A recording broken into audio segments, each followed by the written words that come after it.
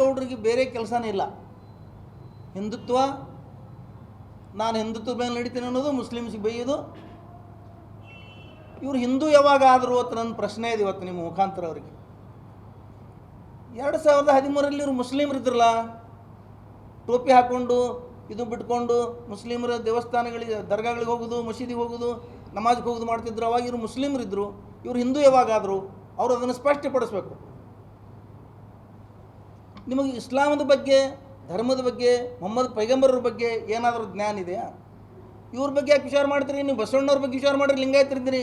ವೀರ ಶೈವರದ್ರ ಬಗ್ಗೆ ವಿಚಾರ ಮಾಡಿರಿ, ಸಿದ್ಧಾಂತ ಶಿಖಾಮಣಿ ಬಗ್ಗೆ ವಿಚಾರ ಮಾಡಿರಿ, ಭಗವದ್ಗೀತಾನ ಸ್ಟಡಿ ಮಾಡಿರಿ, ಬಸವಣ್ಣನವ್ರ ವಚನಗಳನ್ನು ಸ್ಟಡಿ ಮಾಡಿರಿ.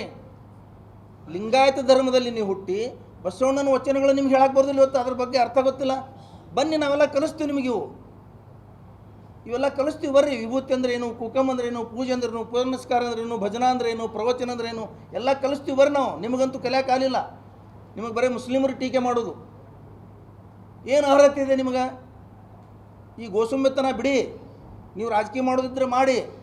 ಮುಸ್ಲಿಮರನ್ನು ನಡುವು ತೊಗೊಂಡು ಯಾಕೆ ರಾಜಕೀಯ? ಪ್ರತಿಯೊಂದರಲ್ಲಿ ನೀವು ಹೋಗಿದ್ದು ರಾಮನವಮಿಗಲ್ಲಿ. ರಾಮನವಮಿಯಲ್ಲಿ ಮೊಹಮ್ಮದ್ ಪೈಗಂಬರ್ ಎಲ್ಲಿ ಹುಟ್ಟ್ಯಾರ?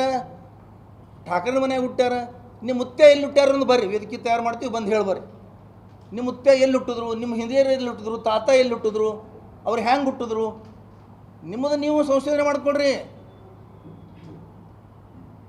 ಬಸವಣ್ಣವರು ಒಂದು ವಚನ ನೆನಪಿಟ್ಕೋರಿ. ಯಾವಾದರೆ ಗೌಡರಿಗೆ ಬೇರೆ ಕೆಲಸನೇ ಇಲ್ಲ. ಹಿಂದುತ್ವ, ನಾನು ಹಿಂದುತ್ವದ ಮೇಲೆ ನಡೀತೀನಿ ಅನ್ನೋದು, ಮುಸ್ಲಿಮ್ಸಿಗೆ ಬೈಯೋದು. ಇವರು ಹಿಂದೂ ಯಾವಾಗ ಆದರು ಅಂತ ನನ್ನ ಪ್ರಶ್ನೆ ಇದೆ ಇವತ್ತು ನಿಮ್ಮ ಮುಖಾಂತರ ಅವರಿಗೆ. 2013ರಲ್ಲಿ ಇವರು ಮುಸ್ಲಿಮರಿದ್ರಲ್ಲ, ಟೋಪಿ ಹಾಕ್ಕೊಂಡು ಇದು ಬಿಟ್ಕೊಂಡು ಮುಸ್ಲಿಮರ ದೇವಸ್ಥಾನಗಳಿಗೆ ದರ್ಗಾಗಳಿಗೆ ಹೋಗೋದು, ಮಸೀದಿಗೆ ಹೋಗೋದು, ನಮಾಜ್ಗೆ ಹೋಗೋದು ಮಾಡ್ತಿದ್ರು. ಅವಾಗ ಇವರು ಮುಸ್ಲಿಮರಿದ್ದರು. ಇವರು ಹಿಂದೂ ಯಾವಾಗಾದರು? ಅವರು ಅದನ್ನು ಸ್ಪಷ್ಟಪಡಿಸ್ಬೇಕು. ನಿಮಗೆ ಇಸ್ಲಾಮದ ಬಗ್ಗೆ, ಧರ್ಮದ ಬಗ್ಗೆ, ಮೊಹಮ್ಮದ್ ಪೈಗಂಬರರ ಬಗ್ಗೆ ಏನಾದರೂ ಜ್ಞಾನ ಇದೆಯಾ? ಇವ್ರ ಬಗ್ಗೆ ಯಾಕೆ ವಿಚಾರ ಮಾಡ್ತೀರಿ? ನೀವು ಬಸವಣ್ಣವ್ರ ಬಗ್ಗೆ ವಿಚಾರ ಮಾಡಿರಿ, ಲಿಂಗಾಯತರಿದ್ದೀರಿ.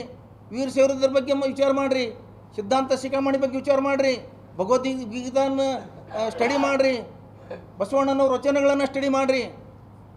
ಲಿಂಗಾಯತ ಧರ್ಮದಲ್ಲಿ ನೀವು ಹುಟ್ಟಿ ಬಸವಣ್ಣನ ವಚನಗಳು ನಿಮ್ಗೆ ಹೇಳಕ್ಕೆ ಬರೋದಿಲ್ಲ. ಇವತ್ತು ಅದ್ರ ಬಗ್ಗೆ ಅರ್ಥ ಗೊತ್ತಿಲ್ಲ. ಬನ್ನಿ, ನಾವೆಲ್ಲ ಕಲಿಸ್ತೀವಿ ನಿಮಗೆ. ಇವೆಲ್ಲ ಕಲಿಸ್ತೀವಿ ಬರ್ರಿ. ವಿಭೂತಿ ಅಂದ್ರೇನು, ಕುಕಮ್ ಅಂದ್ರೇನು, ಪೂಜೆ ಅಂದ್ರೇನು, ಪುನಸ್ಕಾರ ಅಂದ್ರೇನು, ಭಜನಾ ಅಂದ್ರೇನು, ಪ್ರವಚನ ಅಂದ್ರೇನು ಎಲ್ಲ ಕಲಿಸ್ತೀವಿ ಬರ್ರಿ ನಾವು. ನಿಮಗಂತೂ ಕಲಿಯೋಕ್ಕಾಗಲಿಲ್ಲ. ನಿಮಗೆ ಬರೀ ಮುಸ್ಲಿಮರು ಟೀಕೆ ಮಾಡೋದು. ಏನು ಅರ್ಹತೆ ಇದೆ ನಿಮಗೆ? ಈ ಗೋಸುಂಬೆತನ ಬಿಡಿ. ನೀವು ರಾಜಕೀಯ ಮಾಡೋದಿದ್ರೆ ಮಾಡಿ. ಮುಸ್ಲಿಮರನ್ನು ನಡುವು ತೊಗೊಂಡು ಯಾಕೆ ರಾಜಕೀಯ? ಪ್ರತಿಯೊಂದರಲ್ಲಿ ನೀವು ಹೋಗಿದ್ದು ರಾಮನವಮಿಗಲ್ಲಿ. ರಾಮನವಮಿಯಲ್ಲಿ ಮೊಹಮ್ಮದ್ ಪೈಗಂಬರ್ ಎಲ್ಲಿ ಹುಟ್ಟ್ಯಾರ? ಠಾಕರನ ಮನೆಯಾಗ ಹುಟ್ಟ್ಯಾರ. ನಿಮ್ಮ ಮುತ್ತೆ ಎಲ್ಲಿ ಹುಟ್ಟ್ಯಾರ ಅಂತ ಬರ್ರಿ, ವೇದಿಕೆ ತಯಾರು ಮಾಡ್ತೀವಿ, ಬಂದು ಹೇಳ್ಬರ್ರಿ.